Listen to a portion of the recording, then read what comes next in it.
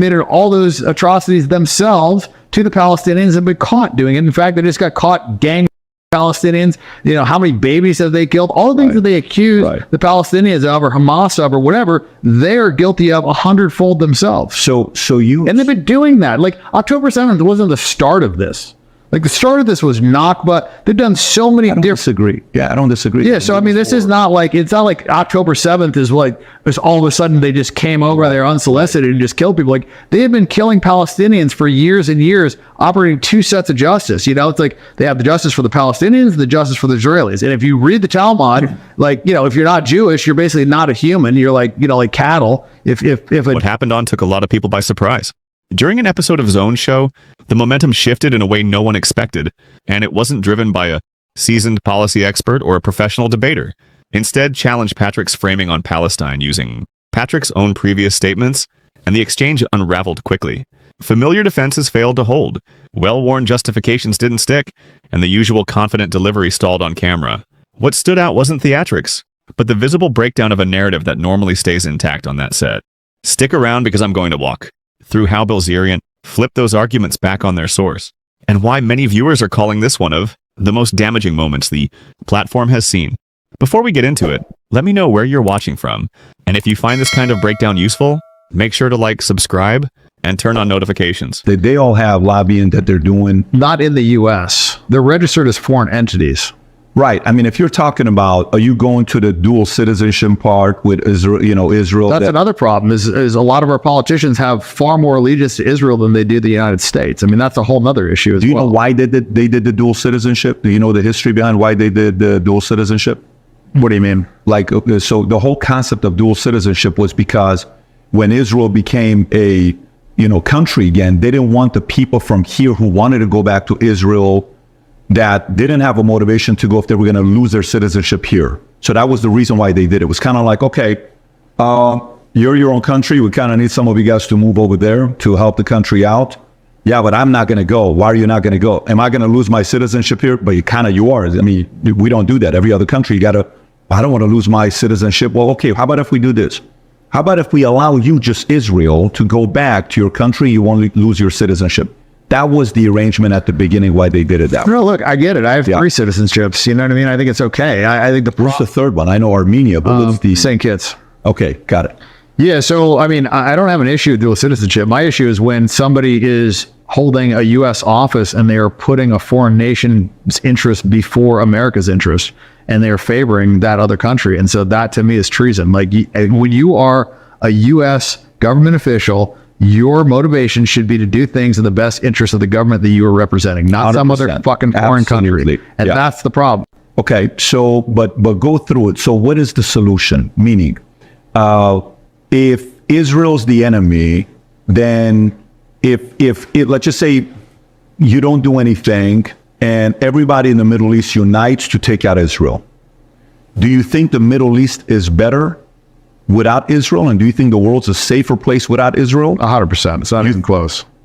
Okay, tell me why. Why do you think? Give me an argument otherwise, please. But give me one argument why the world would be better off with Israel. Let's just start with that. One thing. Give me one thing. Have you ever lived in the Middle East? No. I lived there for 10.5 years. It's a very, it's not as like here. You can sit here, you can be an atheist, you can be an agnostic, I can be a Christian, he can be a Jew, he can be an LDS, Muslim, no problem. We can coexist here.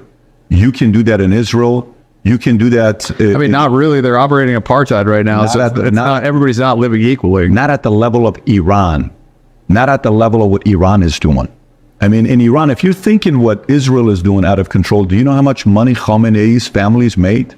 Do you know how much money they've taken? They have 200. I've never been to Iran, but I've been to Dubai, I've been to Saudi, like I've been to UAE. So like, and they're all Muslim. They seem to be operating fine. I would say Iran's slightly different than, but go back to it. So, okay.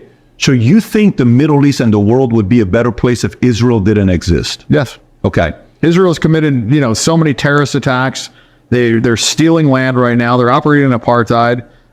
They're currently committing a genocide on Palestinians. Like, do you believe in the genocide they're committing? I think they're fighting for themselves and they're defending themselves. Do you think that's defense? Well, when 1,200 people died, and of which the 1,200 you've killed and admitted that you've killed a lot during, your Hannibal. I will tell you this. The part I question, where people who are Jewish can't stand when I say this, I don't know how you, Netanyahu, claim you have the best intelligence in the world, Mossad, and you didn't know that on October 7th they're attacking They knew about it. They didn't. They wanted it to happen, so they had a reason to take that. Yeah, they wanted a reason to take the land. I totally get it. And they killed their own citizens. And they claimed that all these people got. That was bullshit. They claimed beheaded babies. That was bullshit. Everything that they said was a fucking complete. Not only was it a lie, but they committed all those atrocities themselves to the Palestinians and been caught doing it. In fact, they just got caught gang Palestinians. How many babies have they killed? All the things that they accuse the Palestinians of, or Hamas of, or whatever, they're guilty of 100-fold themselves. So And they've been doing that. Like, October 7th wasn't the start of this.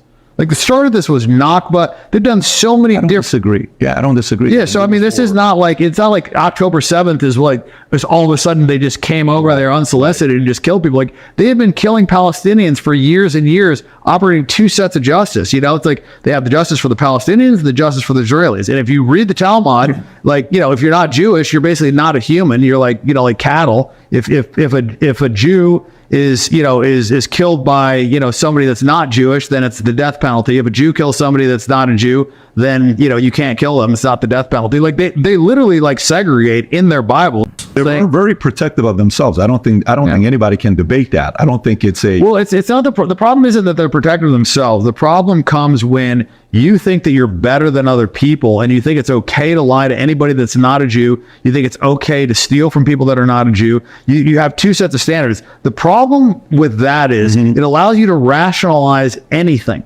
right? And human beings are generally self-serving creatures. So if your fundamental religious belief system allows you to operate in such a way that you believe there isn't consequences to stealing from other people, killing other people, raping, kids that are under 9 years old, like, if you think those things are okay, then, how are you going to operate? Because to me, like, my moral code keeps me on track. I don't think that's what it is. I don't think it's because you're saying it one-sided. You're not telling the other side of the story on what they're doing either. You're not saying what Hamas did. You're not saying what they did. What did Hamas do? I mean, from day one, when you see the rapes and the videos, we've all seen it. This isn't something what rapes and videos? But stay on this here if you want to continue with this. But what rapes and videos? But my concern when you're saying Israel's doing it, you're saying the other side isn't doing anything? No, but I'm asking.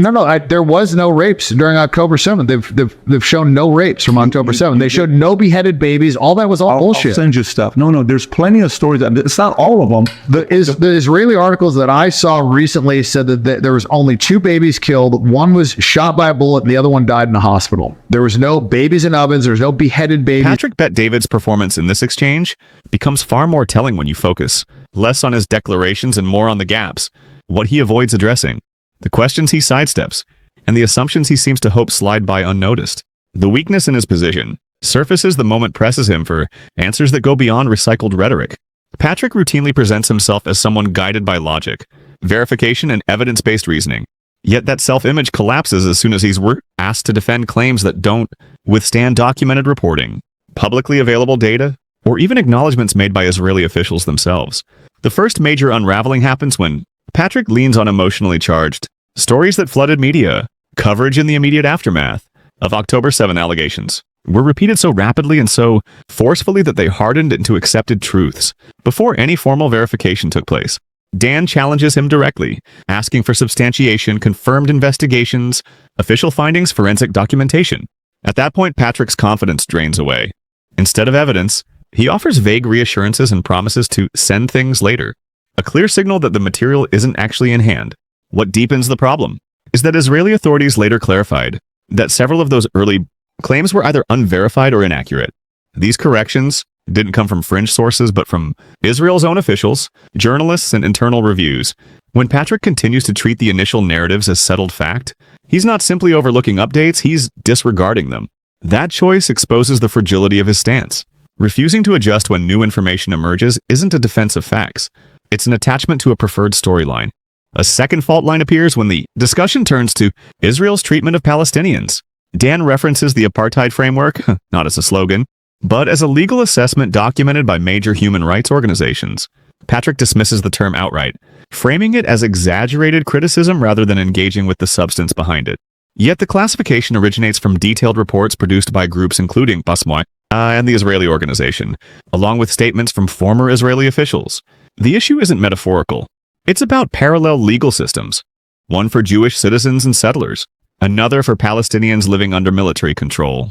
Patrick's refusal to grapple with this material reveals an ideological rigidity rather than informed disagreement. That same pattern continues when he argues that regional stability depends on Israel's current role. He doesn't address measurable factors: displacement, repeated UN resolutions, Israel's undeclared nuclear arsenal, or its history of military actions predating Hamas. Instead, the rebuttal reduces to personal experience, how life felt in certain places, and anecdote that can't substitute for documented regional dynamics. Individual comfort doesn't negate structural realities faced elsewhere. The most glaring omission, however, is Patrick's reluctance to confront the imbalance of power at the core of the conflict. Israel is not presented as a fragile actor, but as a heavily armed state with extensive external backing and control over borders, airspace, resources, and movement affecting millions of Palestinians. Framing large-scale military action solely as defense without addressing occupation, proportionality or international humanitarian law strips the argument of context. International law is explicit. Self-defense does not excuse collective punishment or indiscriminate harm to civilians. Ignoring that framework empties the claim of substance. Even side discussions reveal the same avoidance.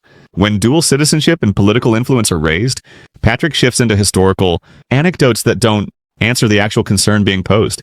Engaging that topic honestly would require acknowledging the scale of lobbying power and its impact on policy and admission that would undermine the balance he's trying to maintain. As the exchange continues, Patrick appears less like someone advancing a coherent case and more like someone trying to keep the conversation away from areas where he lacks answers. Dan doesn't succeed because he's more sophisticated. He succeeds because he isn't invested in protecting a particular image. Patrick is. That emotional state keeps him tethered to slogans instead of evidence, repetition instead of revision. In the end, the structure collapses not because of a single point, but because the foundation rests on a version of reality he's unwilling to question once it starts to crack.